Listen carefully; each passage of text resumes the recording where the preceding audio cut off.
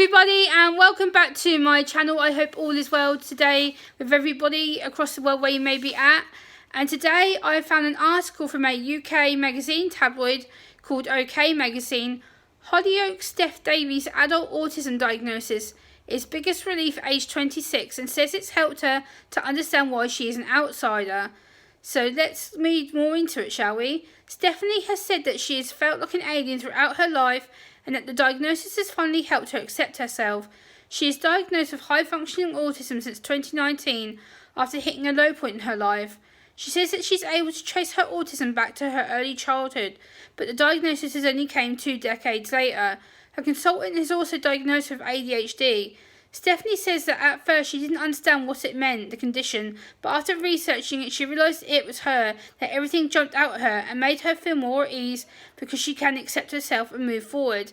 Stephanie's traits include a fear of social situations, a need for following rigid routine and plans. Steph has said, "I've always felt like I was on the outside looking in at life, never fitting in, like I'm an alien." So why would you say that as an autistic woman? Well, I can understand why she has said this on many counts, because I can relate to how Steph feels about looking in from the outside, because this is to do with society's fears, stereotypes and judgments when it comes to autistic women in the media, especially autistic women who are too scared to come out or have just recently been diagnosed due to the lack of autism services throughout the UK. As a late diagnosed woman myself, I wasn't diagnosed until 2014. At the age of 25, I'm now nearly 34 years old. So I had a really late diagnosis, so again, that plays a part in how Steph must feel. So I can definitely regards to her with that. Also, it does take a while for us to understand who we are and come to terms with the condition of autism, because it does cover many different things. It covers our sensitivities to sight, sound, smell, touch and taste.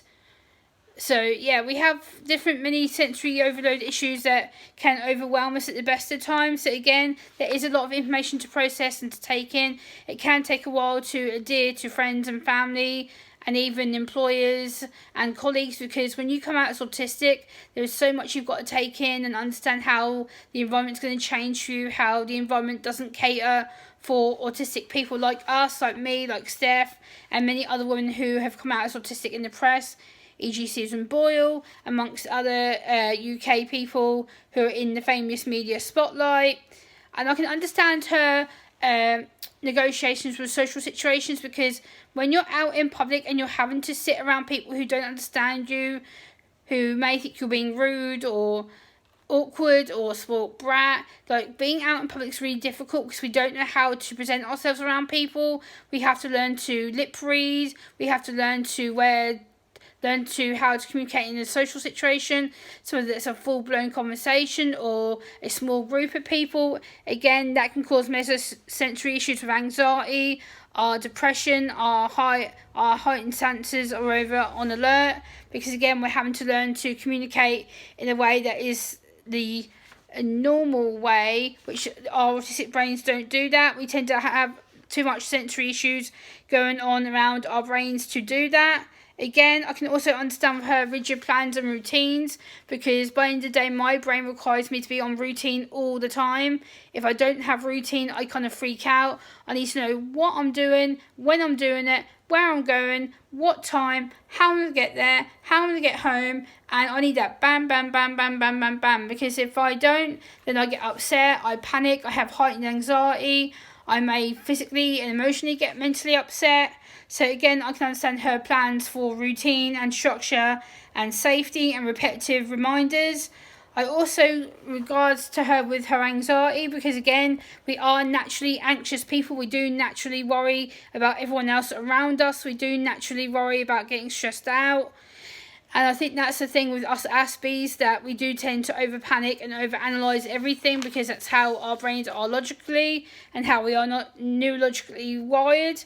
So I can understand that as well. At first, the diagnosis, like she said, can be very overwhelming, because it's like you're a new person. You become this person who has always been a bit quirky, a bit odd, or a bit difficult, or you've never made friends properly, you've been unable to maintain friendships, and it's difficult because people might think, oh, why does Gemma do this? Why doesn't she do eye contact? Why is she so awkward? You know, why did she say some inappropriate things? Again, that's how our brains are wired. Again, that's how we have to learn to communicate in a social situation. So I totally understand why Steph does feel awkward and sometimes gets frightened about being in public with people. Again, this is society's fears, society's stereotypes on how they see autistic women. And because we're able to mask and mimic a lot of our traits, a lot of us don't get assessed or picked up at all because we're so well able to mimic and mask so heavily that people don't notice. They go, oh, you autistic? Really? No way. Like, you're too functioning, you know, you're too clever, you're too bright, you're too intelligent. What? Like, we're able to do such a lot in such a short space of time, people don't really understand it. So again, Steph has done that over the years by going into acting, where she's able to mask her traits. She's able to fit in the neurotypical situation, and again, obviously she has been diagnosed, so I do commend Steph for coming out and explaining her story and talking about autism in the media, because again, females don't often get picked up, or there's very limited resources for autistic women in general. So again, I just want to say that to support Steph. Also, there's one thing that I don't really like what she did say about it, was that people with autism and people, especially females, we suffer with autism. I'm sorry, but I don't want to be negative, but we don't suffer. The only thing we suffer from is people's attitudes and lack of knowledge. That's the only thing we suffer from. We don't suffer with autism. We're not sick.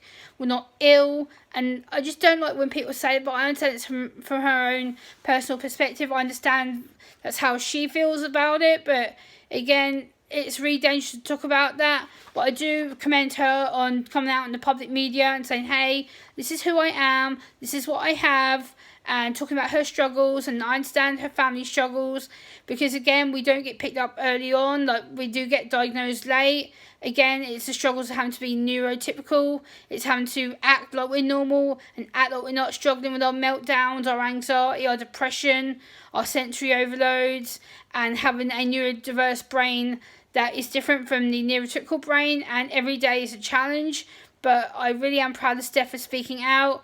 I would love to talk to her. I did send her an actual Instagram message today to say, hey, I'd love to collaborate with you.